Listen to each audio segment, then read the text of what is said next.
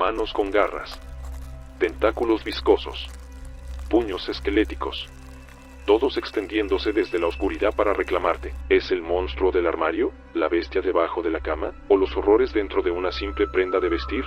Es una soleada tarde de sábado de principios de verano. El cielo es de un azul brillante y despejado, el sol brilla sobre la multitud de niños que vuelven del colegio y de adultos que esperan salir y empaparse un poco de la alegre energía. Pero no solo los alumnos disfrutan de las vacaciones, los profesores también están de vacaciones. Una profesora está disfrutando de su primer día libre en meses, aprovechando al máximo el tiempo libre. Empieza el día con un café y un desayuno, pasa por una heladería local a por un helado de fresa y se dirige a uno de sus pasatiempos favoritos del verano, un mercadillo. Sigue las señales hasta un camino lleno de lo que sabe que son joyas ocultas. Dicen que la basura de una persona es el tesoro de otra, y ella es de las que considera esos desechos como tesoros por descubrir.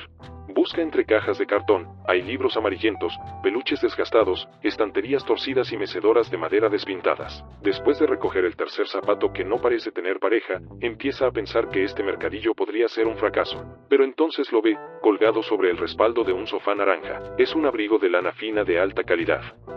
No tiene mucha necesidad de un abrigo de lana en verano, pero parece tan bonito que no puede evitar cogerlo para verlo mejor. El material es pesado y resistente en sus manos, y huele ligeramente a polvo, como todas las piezas vintage. Ella debería saberlo, encontró el precioso vestido de lino azul de los años 50 que lleva ahora mismo en circunstancias similares. Sacude el abrigo y lo levanta para verlo mejor. Es incluso mejor de lo que pensaba. Es un gabán militar y parece mucho más viejo de lo que parecía cuando estaba colgado en el sofá. Puede que sea la pieza más antigua que haya visto en un mercadillo como este. Seguramente los dueños de esta casa no están vendiendo este abrigo, debe estar aquí por error. Un abrigo como este, con su antigüedad y su probable relación con la historia militar, podría estar en un museo. Llama la atención de la dueña de la casa, una mujer mayor que luce un juego de té desgastado, y la llama para que se acerque. Le pregunta por el abrigo, de dónde procede, cuántos años tiene y, sobre todo, cuánto pide por él. La anciana mira el abrigo con confusión e insiste en que no lo ha visto en su vida. No perteneció a su difunto marido, ni a su padre, ni a su abuelo, no tiene ni idea de dónde procede. Si tanto le gusta a la joven, puede pagar $5 por él y darse por satisfecha. Entusiasmada por su buena suerte, la entusiasta profesora le entrega a la anciana un billete arrugado de $5 y se lleva su premio. De camino a casa, sigue examinando el abrigo. No tiene etiqueta ni nada que indique cuándo se fabricó o qué ejército lo utilizó, no lo reconoce de ninguna época o nación en particular. Entre eso y el hecho de que la anciana de la venta de garaje afirmó que no tenía ni idea de dónde procedía, el abrigo parece ser un gran misterio. Dependiendo del ángulo desde el que lo mire, podría ser de la Primera Guerra Mundial o del siglo XVII. Es profesora de historia, debería ser capaz de descubrirlo. Pero no puede. Cuando llega a casa, sube corriendo al espejo de cuerpo entero, enciende el aire acondicionado, no quiere sudar sobre una antigüedad y se pone el abrigo. Quizá ver la silueta de la prenda en una persona, en este caso ella misma, le ayude a estimar mejor el origen del abrigo. Desliza un brazo por cada manga y echa un vistazo. No está mal. Demasiado pesada para el verano, pero muy bien confeccionada y, sin duda, una auténtica prenda histórica. Será un magnífico complemento para su colección de ropa vintage y, en invierno, podrá ir abrigada al trabajo. Está a punto de quitarse el abrigo cuando siente que alguien le toca el hombro. Se da la vuelta, sorprendida. Pero cuando mira detrás de ella, no hay nadie. Llama a la habitación vacía. ¿Hola? Por supuesto, nadie responde, y se enoja consigo misma por actuar como la tonta protagonista de una película de miedo. Si hay un intruso en casa, no le van a contestar, así como así. Pero no oye nada, no ve ningún lugar donde un intruso pueda haberse escondido después de tocarle el hombro. Debe de estar imaginando cosas. Aquí no hay nadie. Vuelve a llevarse la mano a una de las mangas del abrigo y, de nuevo, siente que alguien le toca el hombro. Pero esta vez no es así. El golpecito se convierte en una mano que se posa en su hombro, luego pasa por encima de su hombro y recorre su brazo. No sabe cómo, debería ser imposible, pero la mano está dentro del abrigo con ella. Se mira en el espejo, con la boca abierta de asombro, mientras una mano pálida asoma por el agujero del brazo, flotando justo encima de su propia mano. Mueve los dedos, como si la saludara amistosamente. Horrorizada y sin saber qué más hacer, se quita el abrigo de un tirón y lo tira al suelo. ¿Qué otra cosa se puede hacer cuando tu abrigo nuevo de época empieza a saludarte con sus propias manos? Contemplando el abrigo tirado en el suelo, cuesta creer que algo tan insólito haya sucedido hace solo un segundo. ¿O no? Eso es imposible, debe haber sido el agotamiento por el calor o su imaginación hiperactiva. En contra de su buen juicio, vuelve a coger el abrigo y se lo echa sobre los hombros. Nada más ponerse las mangas sobre los brazos, siente la presencia de algo más en el abrigo que la acompaña. Esta vez, dos manos salen de las mangas y la saludan frenéticamente en el espejo. Hace un movimiento para quitarse el abrigo de nuevo, pero una de las manos le hace un gesto con el pulgar hacia abajo, como rogándole que no lo haga. Bueno, ¿qué otra cosa puedes hacer cuando el extraño abrigo mágico del mercadillo intenta comunicarse contigo con unas manos que han aparecido de la nada? Escuchas. Intenta hacer preguntas a las manos, recordando el curso de lenguaje de signos que hizo en la universidad, pero parece que no entienden lo que dice. Les pregunta si son el fantasma de un soldado caído, rondando el abrigo. Les pregunta si pueden decirle algo sobre la procedencia del abrigo, pero lo único que hacen es saludar con la mano. Quizá porque no tienen ojos, no pueden ver lo que ella intenta decirles. Al final, las manos parecen darse por vencidas y desaparecen en el forro de la chaqueta. Está a punto de quitársela de nuevo, cuando siente que algo viscoso se desliza por su espalda, saliendo del forro del abrigo. Se retuerce contra su columna vertebral como un gusano y subir por su mejilla. En el espejo puede verlo, aunque desearía no verlo. Es un tentáculo, como el de un enorme pulpo que vio una vez en un acuario. Se le pega a la mejilla y no puede soportarlo más. Tiene que quitarse el abrigo, ahora. Empieza a tirar de las mangas, y al hacerlo le da la vuelta a una de las mangas, y el tentáculo se da cuenta. Le rodea la garganta, intenta retenerla dentro del abrigo y aprieta cada vez más. Ella se agita, rasgando la tela y arañando el tentáculo con las uñas, pero el tentáculo aprieta cada vez más, cortándole el suministro de aire. Tiene los ojos desorbitados y la boca abierta, jadeante, mientras lucha por su vida. La única forma de escapar es quitarse el abrigo, pero cada vez que lo intenta, el tentáculo aprieta aún más su garganta. Siente otras manos, algunas humanas, otras con afiladas garras que se clavan en su piel, otras cubiertas de pelo, que la agarran y la vuelven a meter en el abrigo. La lucha entre la mujer y el abrigo lleno de brazos la tira al suelo, donde forcejea violentamente, lanzando su cuerpo de un lado a otro mientras lucha con los miembros que la aferran. Intenta gritar, pero no consigue que le entre aire en los pulmones para emitir más sonido que un patético chillido. Durante el forcejeo, acaba con el abrigo estirado sobre la cabeza, sujetándola por el cuello y los dos brazos. Se libera y el abrigo cae sobre su cabeza como una manta. Y de repente, donde antes había una mujer y docenas de manos inhumanas, ahora solo hay un simple abrigo de lana tirado en el suelo, en un discreto montón de tela. Ha desaparecido, se ha esfumado sin dejar rastro. Mientras tanto, al otro lado de la ciudad, una anciana con un cartel de venta de garaje en su jardín recibe la visita de una furgoneta llena de hombres extraños que dicen ser miembros de una organización de investigación de élite.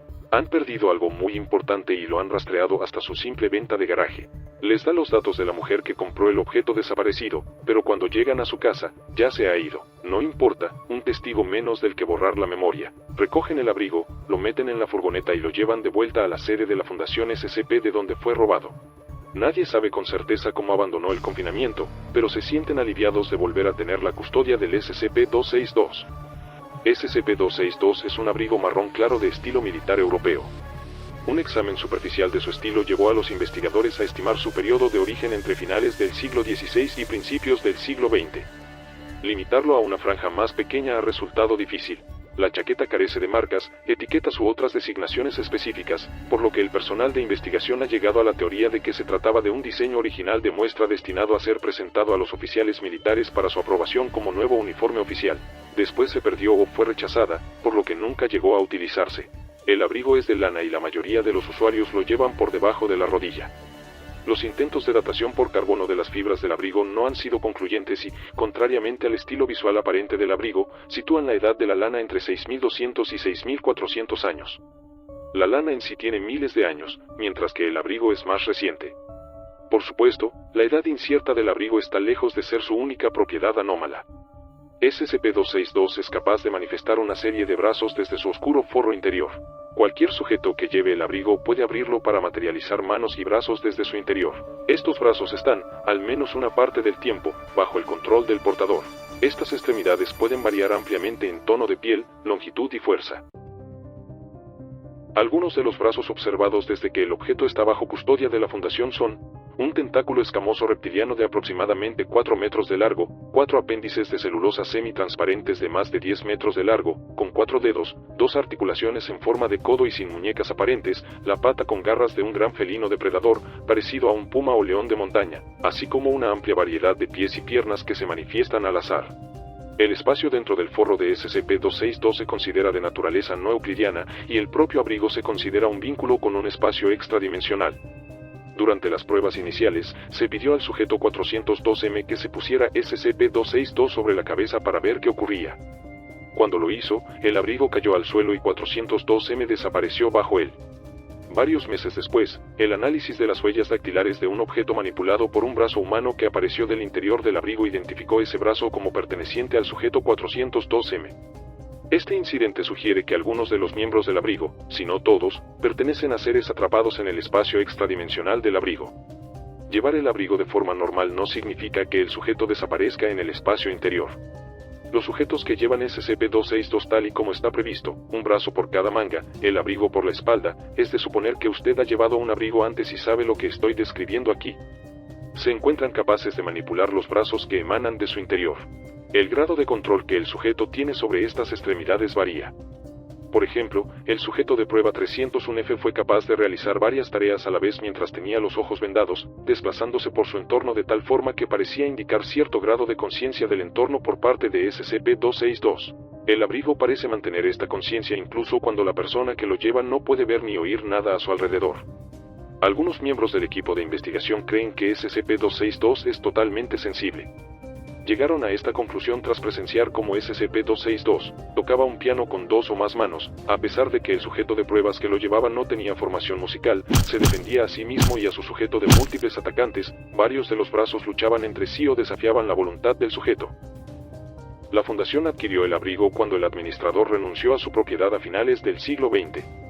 Debido a su estatus, el administrador no está obligado a revelar el origen del abrigo ni lo que pudo haber hecho con él en el pasado.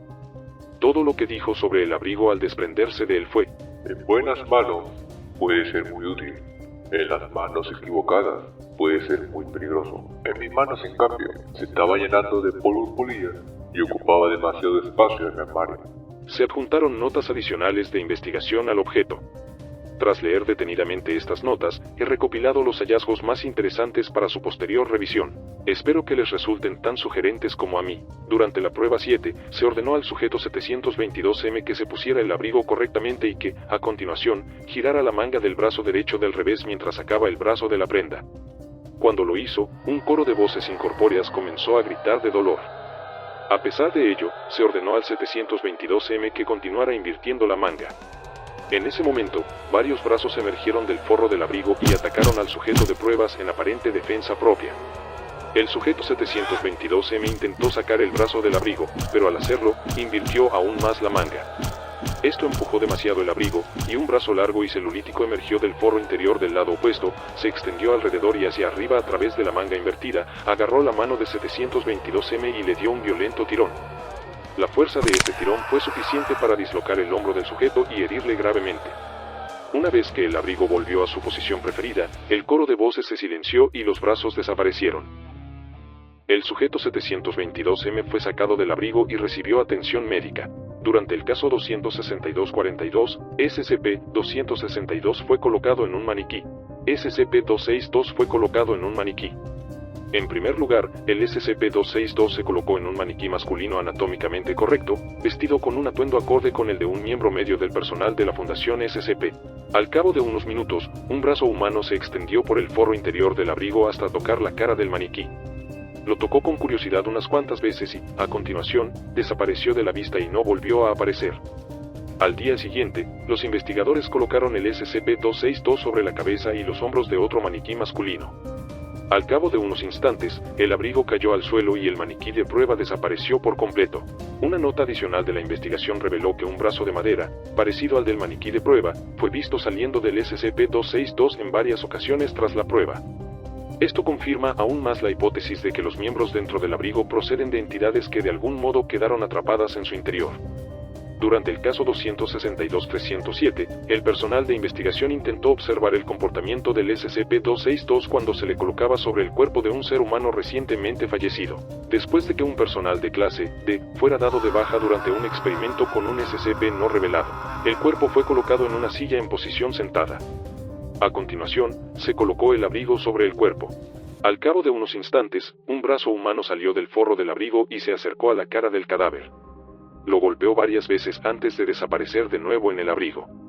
Pasaron unos minutos y el cuerpo empezó a temblar violentamente. Se oyó un chasquido y las manos que asomaban por las mangas desaparecieron.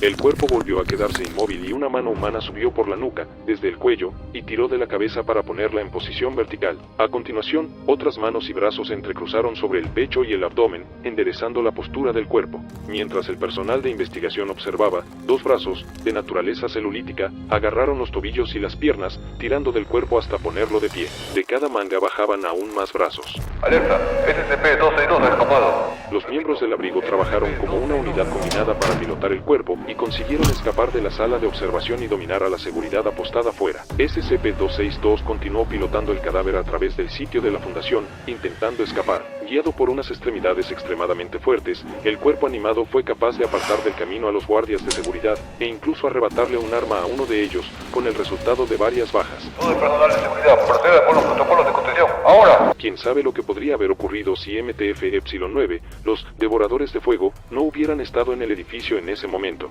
Es posible que el SCP-262 hubiera escapado de las instalaciones y se hubiera abierto paso entre la población general. Utilizando sus aceleradores de llama de la forma más agresiva posible, los miembros de la MTF consiguieron acorralar al SCP-262 en el extremo más alejado de un pasillo. Sin ningún lugar al que acudir, SCP-262 recurrió a un plan de escape de emergencia. Una de las manos del interior del abrigo tiró de la prenda hacia arriba, y por encima de la cabeza del cadáver que pilotaba. SCP-262 se desplomó en el suelo, el cuerpo desapareció bajo él y dejó a la fuerza de tarea móvil sin objetivo. Por el momento, se desconoce si este intento de fuga fue impulsado por la voluntad del propio SCP-262 o por algún tipo de conciencia residual del cuerpo del personal de clase D fallecido utilizado en el experimento. En este momento, el SCP-262 está siendo revisado y se están llevando a cabo investigaciones adicionales para ver si podría ser útil para los agentes de campo que intentan contener a otros SCP. En este momento, no se permite a los agentes utilizar el SCP-262 sin la supervisión de un miembro del personal con autoridad a nivel de comandante. Siempre que el SCP-262 no esté en uso, se mantendrá en una sala de clima controlado vigilada por al menos 2 miembros del personal de seguridad de nivel 2 en todo momento. Es poco probable que el SCP-262 vuelva a la población general en un futuro próximo, a menos que se encuentre en posesión de un usuario dispuesto a ayudarle a conseguirlo.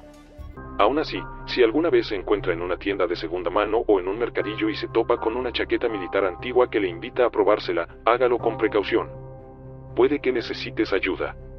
Aunque no necesitarás que nadie te eche una mano, tendrás de sobra.